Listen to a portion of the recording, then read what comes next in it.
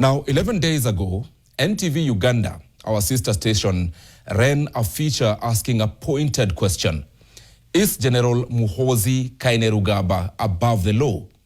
Tonight, he appears to have answered.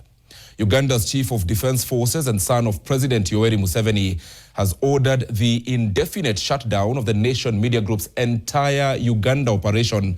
NTV Uganda, Spark TV, The Daily Monitor, KFM, Dembe FM, all dark tonight. Their premises under military siege, their managing director being hunted. The East African region's press bodies say this is one of the gravest assaults on media freedom in the region's recent history. Meanwhile, Nation Media Group Uganda has this evening released a statement. NTV Weekend Edition this Saturday. This was the last live news broadcast from NTV Uganda on Saturday evening. Just after midnight, soldiers moved on the Nation Media Group headquarters in Namuwongo, Kampala. By 5 a.m. Sunday morning, NTV Uganda and Spark TV had gone dark. KFM and Dembe FM fell silent. Staff inside were told no one enters and no one leaves. The orders did not come through Uganda's Communications Commission, nor through the Media Council established under the Press and Journalism Act.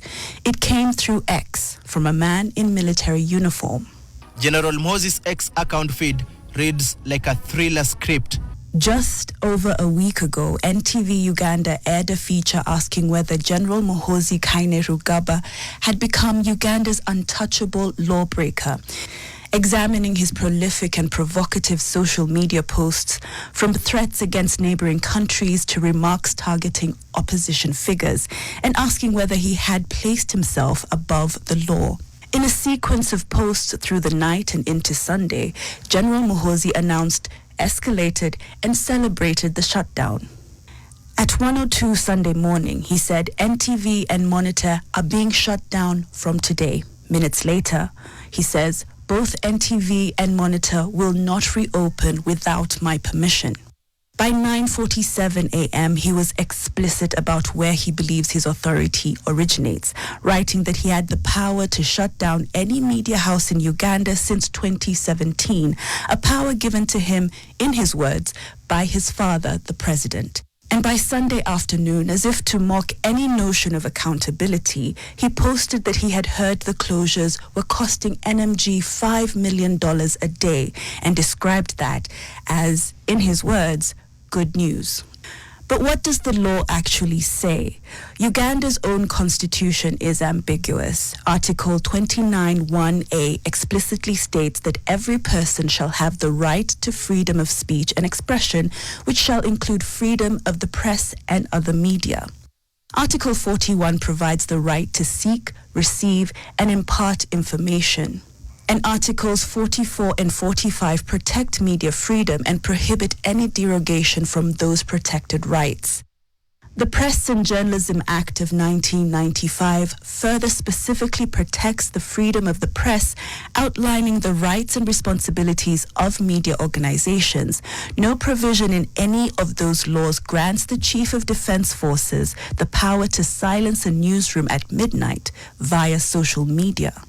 Can Museveni be hosted on NTV? There is no hostile media house in Uganda kakati towards NRM and the President Museveni like NTV. But more disturbing is General Muhoozi's targeting of NMG Uganda's managing director Susan Nasibirwa, writing that he was looking for her, that she would be disciplined, and instructed all police patrols to arrest her on sight. The language used to describe a woman media executive as a small girl who cannot cause chaos was as revealing of his disposition as the shutdown itself. Uganda's government spokesperson, Alan Kasuja, appeared to have intervened. Muhoozi posted that his brother Kasuja had asked him to leave Sue to him and that police patrols were now on standby. It was the only moment that suggested any internal checks on the general's authority. The region's press bodies have not minced their words. The Eastern Africa Editors Society called the shutdown a grave assault on press freedom and the public's fundamental right to receive information, urging the African Union, the East African Community, and the African Commission to press for the immediate restoration of press freedom. The East African Press Councils, in a separate statement, reminded governments that the answer to grievances with the media is not troops, it is the compliant mechanisms the law already provides. Incidentally, the Daily Monitor marks its 30th anniversary this Sunday.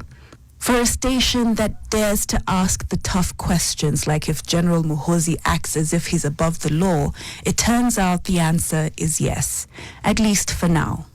Catherine Omwando, NTV.